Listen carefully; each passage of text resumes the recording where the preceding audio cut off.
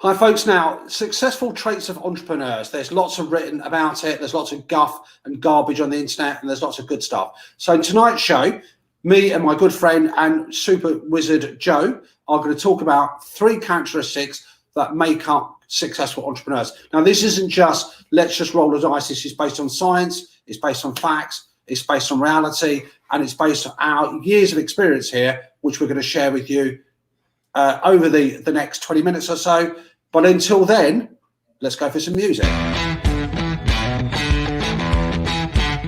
Hi there, welcome to today's Business Growth Club show. We are so pleased to have you here. The theme is growth marketing. We're talking about actions and consequences today. It's all about purpose. Driving business growth with using KPIs. We're talking money mindset. The Growth Club, I mean, not to oversell it, but it's so well organised. So yeah, it was totally invaluable. The Growth Club, coupled alongside with the Masters that I'm doing at Strategic Leadership at the moment, both of those things happening collectively have definitely transformed, and the Growth Club did have a massive impact for our business. What is it that attracted you to come to the Growth Club in the first place? Let me just start off with that. Well, because it was the two of you, basically.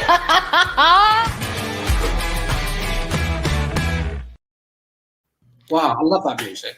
Yeah, it's good, isn't it? We're sort of, you can't see us off screen, but we're sort of having a bit of a bop while that's going on. But it's really, really good. So we've got a great show planned this evening. So think about this for you. How are you doing on these characteristics? Because the good thing is that these success characteristics for entrepreneurs can all be developed. They're all skills that can be learned and acquired, which is great. So we'll get into that really soon. It's good to have you with us.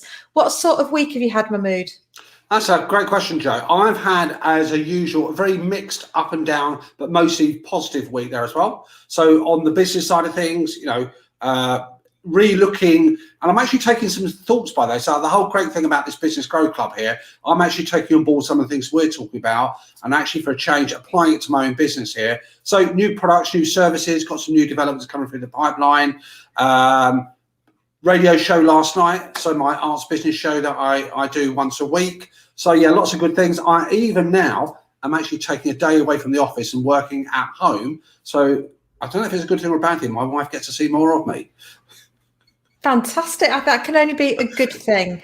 I'm sure it can only be a good thing. So, yeah. So what about yourself? Yeah, busy week. I'm actually feeling loads better. So as our regular viewers, you'll know, I've not been too well of recent weeks, but I've got some knockout medication and it's really helping. So I'm starting to feel more human again, which is awesome, and getting stuck in. So I'm actually innovating this week, big sprint with about 150 people. One or two. And we're working on climate change and looking at real solutions to make a real difference. So I am super excited about that. Yeah, good stuff. Perfect. Now we've got a great show tonight, and we are looking at characteristics. So Joe hit the money there. So this is, if you're listening to this, and if you're just joining the show, by the way, you've just come on now, hit hashtag replay on there. We'll answer any comments that you have. If you're listening to this thinking, oh my gosh, I'm not quite at that stage yet. You talk about these things. I know it works, but what do I do? Everything can be learned. Everything can be developed. There's nothing we're going to talk about tonight that's a holy grail that you'll never get to. All of you can tap into this, and if you apply it effectively, you're about to walk away with some really great stuff to apply in your own business. Yeah, there's a view that is entrepreneurs are born, not made, and sort of. Well, no, we can learn stuff. We are entrepreneurs already, and we can, however awesome we are, we can always keep learning. We can also keep growing and building on the great stuff that we currently do. So actually, the research shows that we can develop these skills, we can build on them, and that it's not something that a fortunate few are born with.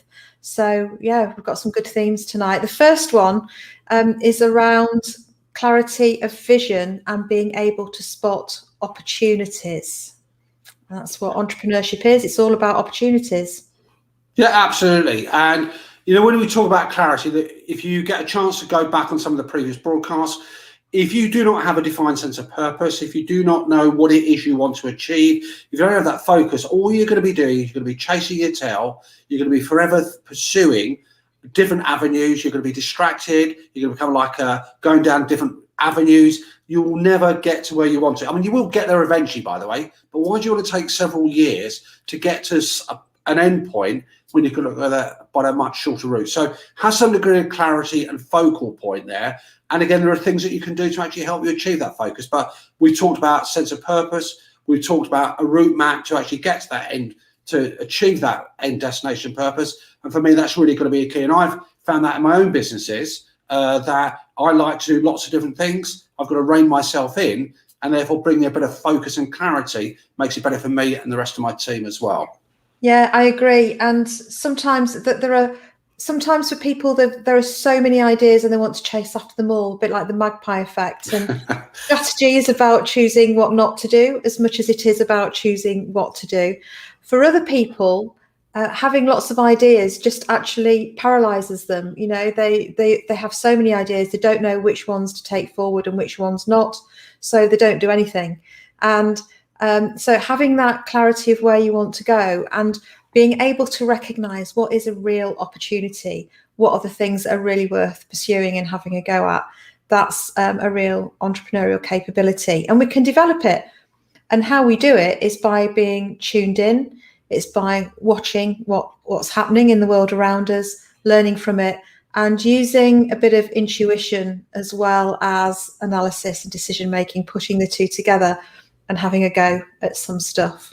Yeah, absolutely. I always draw from the numbers world. I draw the analogy with companies that look to grow.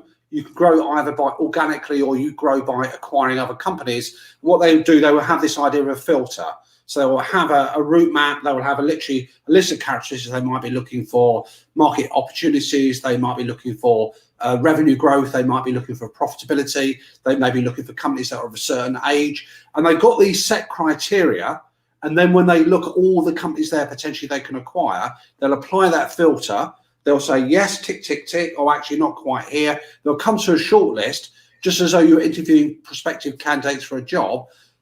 Apply a similar sort of approach in your business growth journey as well. A filtering system, whatever those set criteria are, you can actually sort of filter out all the possibilities and avoid overwhelm.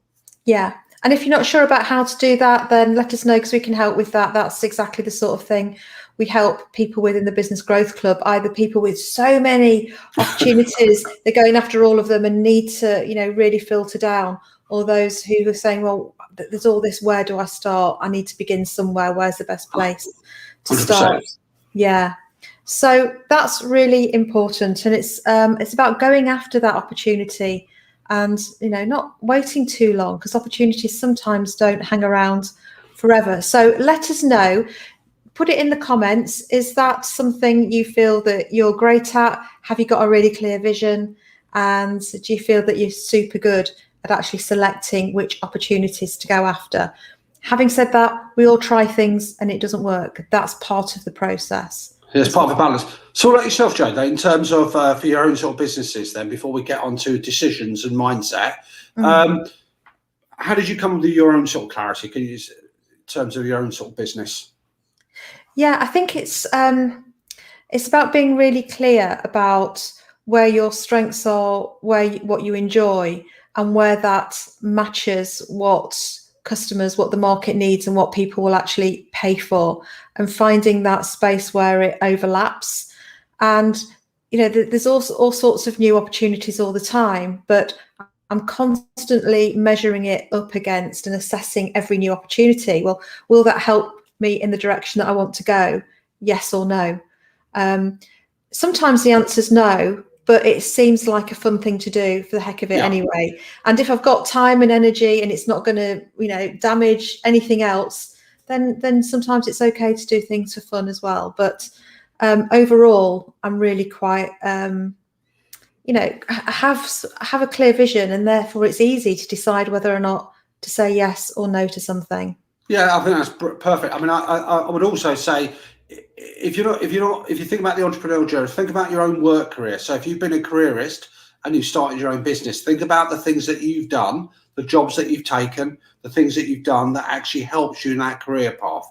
And it's pretty much that same thinking: clarity, playing to strengths, priorities. Occasionally stuff comes up by though, you think actually this isn't quite where it is, but you might say actually I need that bit of fun, a bit of experience, the dipping the toe. As long as you stay within certain channels, I think you'll be okay.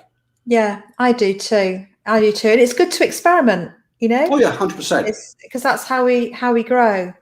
So having got this clarity and also really being clear about what the opportunities are and which ones you're going to go after, the second thing, as you've said, Mahmood, it's about decision making and effective management of risk as well, because there is this, and I've done a lot of my PhD research actually was looking at successful entrepreneurs in action and actually measuring all sorts of attributes that they were demonstrating and that they self-reported.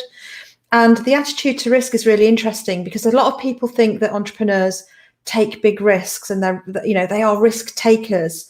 I think they take risks, but they take calculated risks that they feel confident they'll be able to deal with, that they'll be able to overcome. There is a level, it still might be a bit nerve-wracking and something new, but they feel that they can actually pull this thing off. And it's that drive that actually helps us make it happen. When somebody tells us we can't do something or we think it might be a challenge, we raise our game and that ups our performance. So we increase our probability of success. Yeah, I love that. And I think also for me, I would actually add this idea that every entrepreneur, every business person has what I call a different attitude to risk, a risk appetite. So you may be an individual who may not have many demands on your time, no big family commitments. You're at a stage in your life that your risk appetite is that you can be a bit more reckless, a bit more gung-ho. Obviously, I would always suggest that you do things to calculate the likelihood of failure, success, etc., whether it's cash flowing or sensitivity. And as in life, some people, like to gamble on the stock market, bet on the horses to making bigger returns. Some people just say, look, do you know what? My family circumstances, my life circumstances, the way I've got my attitude to money is I want to take a more measured degree of risk. Somebody might be that. None of them are wrong, but it caters to what they're like as individuals. I think putting that sort of risk appetite in there, just squares the circle. Yeah, and it's also being self-aware, isn't it? And saying, how do I make, just asking yourself, and as you're watching us live now, or if you're watching us on replay now, just ask yourself, how do I actually make my decisions? How long does it take me to make a decision? How risk averse or pro risk am I, and why is that? Because that can really help us with our thought process. I think it's about taking risk. If we do take risk, it's about taking a risk that we can afford to take, and a risk that we can withstand if it doesn't go to plan. But actually taking risk is also part of business. It's part of innovation. It's part of growth. So once we make a decision and we know that we can, afford that risk, then it's about actually committing to that decision and seeing it through, rather than half committing to a decision. I think we're either in or we're out. Yeah, 100%. And you can change your mind. You can start doing something and then go, this isn't going the way I want it to go, or the way I thought, and you can get out. That's fine. But, commit. If you're going to do something, do it. And that's what successful entrepreneurs do. On that as well, remember, by the way, inaction in itself is a risk. Doing nothing, standing still is a big risk. And the risk is you go backwards. The risk is somebody else is going to take over the territory that you want to sell into. Somebody else is going to serve your customer better. Somebody's going to, there's going to be costs rising that you're not aware of. So inaction in itself is a risk. So there is, for me, even if you hid under the duvet all the time, that is a risk. Yeah. We're making choices, and actually the choice to do nothing is still a choice. And there's a risk attached to every single choice. So which brings us on to our third successful entrepreneur characteristic, which is having a growth mindset versus a fixed mindset. And we mean this in the way that Carol Dweck, so she's a psychology professor in the US from places like Stanford. And she's found that children and adults who have a learning growth mindset, that aren't too worried about being perfect, that aren't too concerned about being correct. They're more concerned with exploration and having an experience and learning from that, versus a fixed mindset, which is getting everything right, about, you know, having knowledge and being correct. So out of the two, it's the adults and children with the growth mindset that go on to do better in life all round, not just from an entrepreneurial perspective, than those with a fixed mindset. Yeah, I would, on that mindset, I'm in two minds about this. I know it's a play on words there. So I think in terms of what you look to take your business forward, what you look to do that, you do need to think outside of what your conventional thought process is. There are certain things, by the way, that a fixed mindset is absolutely essential for. So things like due diligence, knowing your customer, doing things like cash flow forecasting, pricing, all the numbers there. That fixed mindset, that's got to be done whatever you do, I think stays constant. Let me try something new, let me explore, let me be a learning organization. That growth mindset, I think, goes in harmony with it. So a one size doesn't fit all, and I think you do need that blend. Yeah, and I think by fixed mindset, she's in the Carol Dweck sort of context. It's not about being. It's not about activity so much. It's actually about how you view yourself and the things. You know, sometimes we've got to do cash flow forecasting. You know, it would really help us to do cash flow. Well, we should all be doing cash flow forecasting. It's really helpful. But if someone with a fixed mindset thinks, oh, that's out of my comfort zone, right, don't feel comfortable with money, then that's not going to help them do something that they really need to do. But the growth mindset is, well, this is all new to me, you know, not very experienced with money, but I'll give it a go. I'll work with someone who can help me, show me the ropes, look it up on the internet, whatever it is, and I'm going to give it a go and learn how to do this. What does Carol and yourself suggest then, Joe? So somebody who's, let's say, we think they should be changing their approach, their mindset, are there any things they can actually start to think about, which moves them along that curve? Yeah, change the word failure into learning. So people are worried about getting things wrong, being shown to be lacking in some way, or failing. You know, it's all about this fear of getting things wrong, which comes from, you know, our school and family experiences quite often. Often it's well intentioned, but that's where it comes from. So it's to sort of say, well, that doesn't serve us. That doesn't serve me anymore. If I'm going to be a successful entrepreneur, or I already am a successful entrepreneur and I want to be even more successful, then I've got to really get excited and enthusiastic and brave about learning some of the things I need to do that I'm not currently comfortable with, and actually enjoy the stretch. So I seem to be sort of talking about different people tonight, but there's also, you know, Angela Duckworth's work on grit, where the successful people are the ones who aren't necessarily the most talented, but they're the ones that do what they need to do, put in the work, and keep going when it gets difficult. And that's connected with growth mindset as well. So even if looking at cash flow isn't our favorite thing and it costs us some mental effort to do it, then we need the grit to actually persevere and get stuck in. And it gets easier. The more we do it, the easier it gets. It's strange, isn't it, how language and words can actually limit ourselves or can actually empower us here. So you talk about cash flow forecast. I think most people that I come across in the world, when it comes to cash flow, they look at it as a straitjacket, something that actually binds us in here.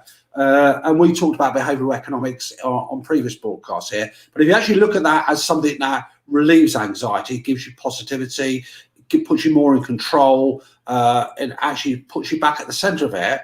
If you look at re-engineer your brain somehow to actually think of a cash flow as doing that, as opposed to a restrictive, or you can't do something, but actually it's a tool to enable you to do something.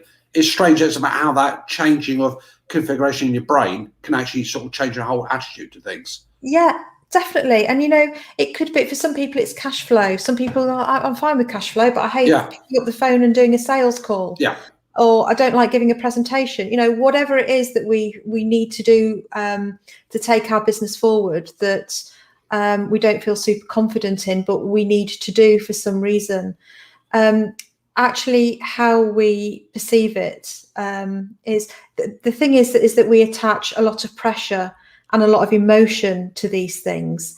And if we take the pressure away and just take the emotion away and get on with it and learn what we need to do and practice and put in the preparation instead of avoiding it and loading it with, with emotion and procrastination, which creates this cycle, it will help us no end. And that's something we can do. Remove the emotion, look at what's there, see it as data, see it as something that needs to be done, and then use that grit. Have a look at Angela Duckworth's TED Talk and her book if you're watching and you've not seen it before. And it's really quite inspirational that by putting in the work, all of us, every single one of us, can achieve what we set out to achieve. As you're describing that, Jay, you're going to find it quite bizarre, maybe not. I was thinking, as you're describing that, about Russian swimmers. I remember seeing a documentary many years ago, and they were talking about basically babies have got very good lung capacity, and they're very strong swimmers here. And I've seen these clips where they get literally babies, they just drop them into the swimming pool, and babies have got a natural instinct to swim and float and all the rest of it. Wow.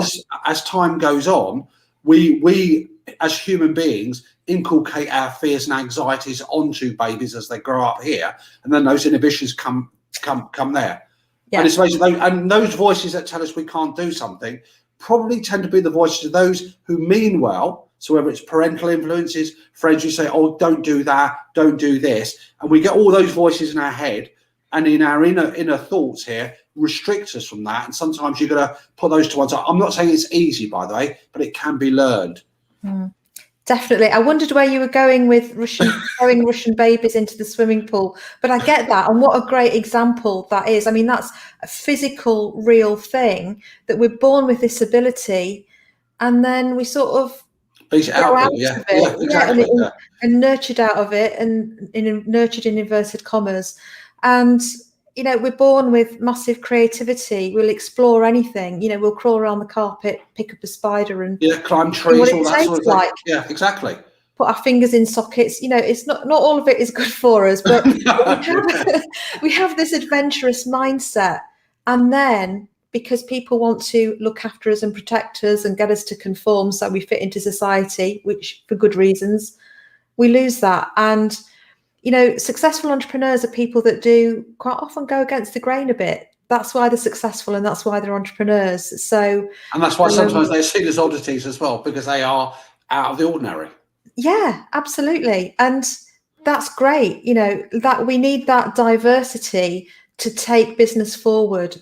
We need that diversity to, create products and services and offers that will take us into the changing world that we're living in, with goodness knows what sort of politically, climate change, all sorts of consumer technology, all of those things are changing, and we need great people with great business ideas to help us through that and drive the economy. 100%. And I think within that as well, let's not lose sight of the fact me and Joe are not saying go out there, be reckless, be adventurous, do all of that. It's a characteristic, it's part of the overall mix. And within that overall mix, you do need what I call traditional business disciplines, traditional things that sustain all businesses. So all entrepreneurs, all businesses that grow, that we know that cash will be sucked in, there'll be a big cash burn. They will still say, I'll get somebody in my team. We talked about outsourcing before, we talked about delegation, all these things about planning. They do them, they bring them to the party. But so, please don't run away and think, oh my gosh, all I've got to do is be reckless and creative and the success will come. It's a part of the mix. Yeah, it's about taking risk that's a calculated risk, a risk that you can afford, that will take you in the right direction. And it's about being responsible and sustainable, and actually being a good business citizen as well. I think that's really important. From a sustainability, it's how we behave and what we do is contributing somewhere, and it's being responsible about that and not being overly risky either. So it's getting the balance. It's all balance, isn't it? 100%. Now, that was a brilliant intro. I don't know if you did that deliberately there, Joe, about good business citizen. What do you think? Can we share with the rest of the world some good news about something that's coming up in the next week or two? Well, actually, a week Friday. I think that's a perfect time to share some good news. Now, by the power of magic, everybody. So there's two things that me and Joe are really keen to talk to you about. So obviously, we've got our Get It Done Day, a week Friday. So that means in the context of a day, starts at 10 o'clock. And at the end of that process, you obviously bring something to it. It's not a passive setup. You will leave that day with a revenue growth plan for 2021, which includes all those wonderful things. The price, by the way, is ridiculously low because me and Joe, we've got our own independent businesses and we want to put something back into the business economy. And this is something that we're doing. And I'm looking forward to it as one of the hosts. And I think you should, all you guys out there looking to it. That's one part of the good news. That's great news. And I'm looking forward to it too, because we can really get sort of stuck in and give you some very individual input. And you'll go away with this in your hands, ready to rock and roll and crack on and deliver. You'll be so much clearer when you come out of that session. 100%. Now, if you're not convinced by that beautifully designed slide by me, obviously that's why I'm going to stay as an accountant and a numbers person, by the way. But if you're not convinced by that slide, me and Joe have now launched our website. So we created this idea. I can't believe that as relative strangers a year ago, just a chance conversation, a continuation of that conversation. And Joe, at the risk of embarrassing her, out of my 26-year plus business career, is the best business partner I've ever worked with. So I think it's brilliant. I love working with her. We've actually now, a year later, having turned up every week to a broadcast, having done our first formal business growth club, having done lots of content and shared it out with everyone, we've now got our website launched today. It's going to be built on, so mahmoodandjoe.com. That's quite an easy web domain to remember. So I'm going to have a bit of a nose myself later on. So check out the website. There's a mailing list to join up to so you can keep in touch. And obviously there's more detail about the Get It Done Day as well. Yeah, and right back at you in terms of being an absolutely awesome partner to work with, Mahmood. I've loved working with you this last 12 months. And you've become a really good friend as well as business partner in the Business Growth Club. So I've loved every minute of it. And I'm looking forward, because we've got some big plans for... 100%, yeah. Haven't we? Yeah. So as we say, we're taking our own advice as well throughout all of this. But come and join us. This isn't like we are live. We'll be able to see you. You'll be able to see us. We can actually have some two-way conversation. You can ask us things direct, and you'll have time to think about your own business and actually get some work done with our support. So we'll give you some input. You'll have some time to think and do some stuff, and we'll help you through that. And it will be a fantastic use of your time. So it's a full morning. So, I think you probably work it out 10 till, I don't know. About 10 till 2, I would imagine. Yeah. I was trying to divide £79. You can do this. You're the numbers person, by however many hours. But come and join us anyway, because we'll have fun and we'll do some really great stuff. Yeah, I don't think the price is a barrier. It gives you skin in the game. You're going to walk away. You've got quite a number of years, shall we say, a good 50 years plus of business experience with me and Joe. You're going to get some soft stuff, but it's most of the stuff that you need to actually make that business work. So we'll share some more information over the next week and a bit, but we'd love to see you there. Check out the website. Let us know what your thoughts are. And I think we're coming to a conclusion. So, Joe, what's your concluding thoughts for all our wonderful audience out there? I think concluding thoughts are, out of those 50 years experience, business experience, are 45 of those yours and 5 of them mine? Because I'm too young. I don't think so. No, it's evenly split. No, it's just that we absolutely love being here every week, and we hope you can come and join us. And also sign up for the mailing list, because we've got all sorts of goodies that we'll be able to share with you as well that will help you grow your business. So come and join us. Absolutely. And listen, we'll be back next week. If you're actually listening, if you're coming on replay, put #replay. If there's a question you want to fire at us, me and Joe will look at them, we'll answer it, we'll respond to it accordingly.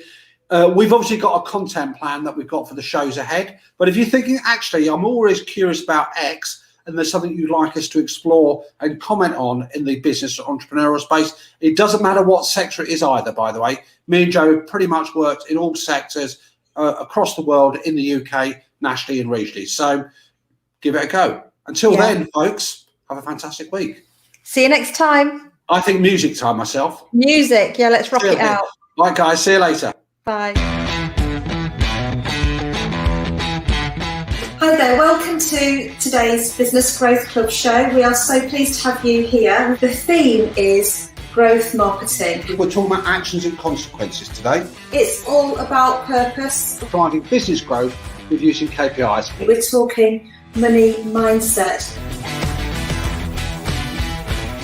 The Growth Club, I mean, not to oversell it, but it's so well organised. So yeah, it was totally invaluable.